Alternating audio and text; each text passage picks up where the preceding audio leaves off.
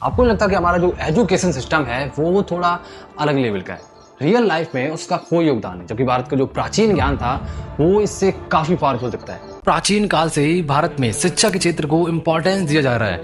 यहाँ तक कि यूरोप और पुर्तगाल जैसे देशों के लोग भी शिक्षा प्राप्त करने के लिए भारत आया करते थे। लेकिन आजकल के जो इंडियन यूथ हैं वो अंग्रेजों के तौर तरीके सीखने के लिए विदेश जाने लगे हैं, जबकि प्राचीन भारत के लोग जिनकी ज्यादातर शिक्षा गुरुकुल में ही पूरी होती थी, जिसके लिए उन्हें अपने घर वालों को छोड़कर गुरु के दरबार यानी गुरुकुल आना पड़ता था। तो आखिर क्या थी प्राचीन भारत की गुरुकुल एजुकेशन सिस्टम और आज के टाइम पे गुरुकुल क्यों नहीं है, ये जानते हैं हम आज की इस वीडियो से।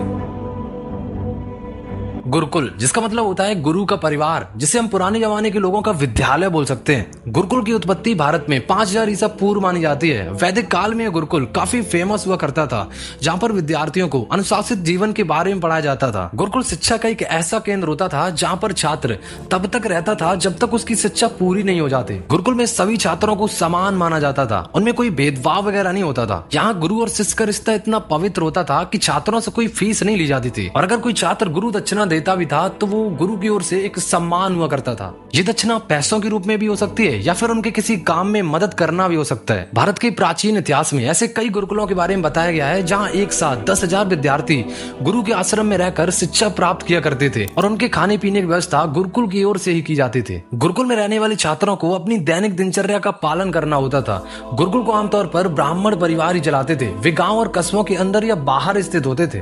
गुरुकुल की एक बड़ी इंटरेस्टिंग बात यह थी कि यहाँ पर गरीब और अमीर का कोई रोल नहीं था कि कौन गरीब और कौन अमीर। यहाँ के दरवाजे हर किसी छात्र के लिए खुले होते थे। गुरुकुल की दी हुई शिक्षा आजकल की तरह रटने वाली नहीं होती थी, बल्कि किसी बात को ध्यान से सुनना और उसके बारे में विचार करना होता था। और कहा तो ये भी जाता है कि भगवान राम और भगवान श्री कृष्ण ने भी गुरुकुल प्रणाली का पालन किया था। अब हम बात करते हैं कि ये गुरुकुल भारत से अचानक गायब कैसे हुए। तो जैसे कि आप जानते हैं कि भारत पहले अंग्रेजों का गुलाम हुआ करता था। तो साल 1858 में लॉर्ड मैकाले नाम का एक ब्रिटिश लीडर जो भारत में एक इंडियन एजुकेशन एक्ट बनाता है, जिसके तहत वो पता करना चाहता था कि भारत के कितने लोग एजुकेटेड हैं और कितने नहीं। तो अंग्रेजों का एक लीडर था G.W. लूथर, जिसे उत्तर भारत में सर्वे के लिए भेजा गया, और दूसरा था थॉमस मुनरो जो दक्षिण भारत में सर्वे के लिए जाता है। तो उन्हें पता चलता है कि उत्तर भारत में 97% और दक्षिण भारत में 100% लोग शिक्षित हैं। मैकाले का कहना था कि भारत को अगर हमेशा के लिए गुलाम बनाना है तो इनकी संस्कृति और एजुकेशन सिस्टम को नष्ट करना होगा, और इसकी जगह यहाँ इंग्लिश एजुकेशन लानी होगी, जिससे क्या होगा कि यहाँ के लोग शरीर से तो हिंदुस्तानी होंगे